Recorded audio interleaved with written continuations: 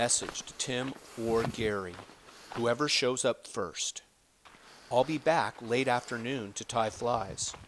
The fishing's off the chain. If you go out, wet fly swing a little number 16 or 18 in the top foot or two. Hang on. Hey, you made it. Hey, yeah, you weren't that hard to find. Nice fish. He's a puller.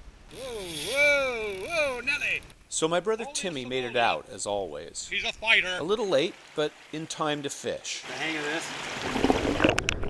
this. Gary was, unfortunately, a no-show. We knew he wouldn't want it to spoil our fun, and it didn't. The Crooked River below Bowman Dam is a unique tailwater that flows cold and not particularly clear for most of the year. Wedged into this high desert canyon, the heat of summer drives most anglers away, which is good for the fish here. Wild rainbow and whitefish. When the season and waters cool, anglers return. Back at camp, we had a surprise visit from our executive producer, Stout Hodgman. I'm Stout Hodgman, and I love a hearty breakfast by the river. It gives me a kick. We attribute our good luck fishing to a couple of things, but mostly we owe it to our lucky fishing hat. My brother Timmy wears it too. All wild things are strangely attracted to it. Besides the good luck we get from our hat, we also do pretty well fishing the Von Wiley Brothers line control method, which everyone else calls line control. Yeah, What a day. we nailed him. Yeah. So we'll just fish these 16s and 18s, and we'll just share what we've got here. First, make sure your leader and tippet are the right length and taper for the conditions.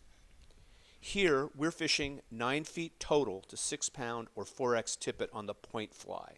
There's a dropper fly about 7 feet down attached directly to the leader. Wow, he's a big one. Cast it so the leader extends completely. He's a good one. Fish it drag-free as far downstream as possible, throwing in a mend when you need it. I impart a little action to it by shaking the rod tip slightly, and detect a strike by watching the end of my fly line, which, if I'm getting a good drift, is fairly connected to my flies. Fishing a strike indicator is legal in every state, and we have nothing against the guys and gals who use them.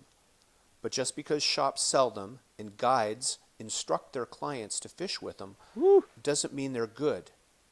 Sure, shops need to make money, and guides need that client who's learning to cast to catch a couple fish, or they're not making money.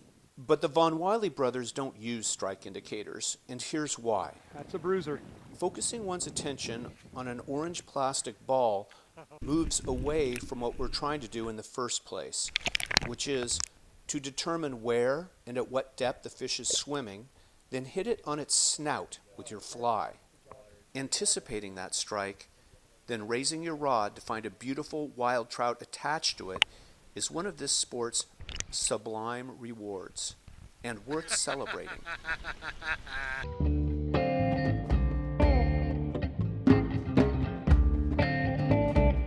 So one sip left. Hey, wait, I haven't had any.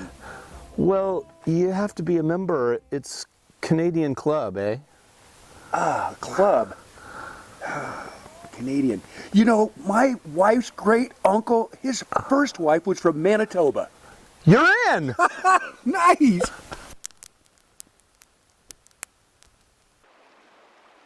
Is that the same shirt you wore yesterday? This is for continuity. That's what continuity smells like.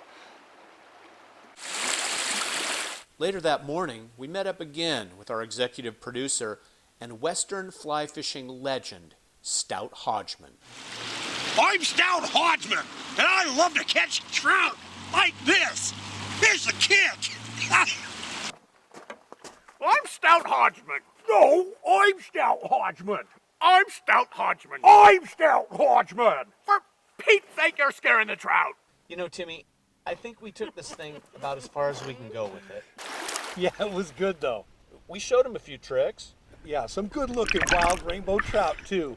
That hat helped. There it is. You think we got over to everybody why we like fly fishing so much? Oh, definitely. It wasn't too negative about the bobbers. No, sometimes the old ways are the best. But, you know, there is one thing. What's that? That's a shame Gary couldn't make it out here. I feel bad. Maybe we should just tell him the fishing was only okay. Yeah, you know, he'll never know.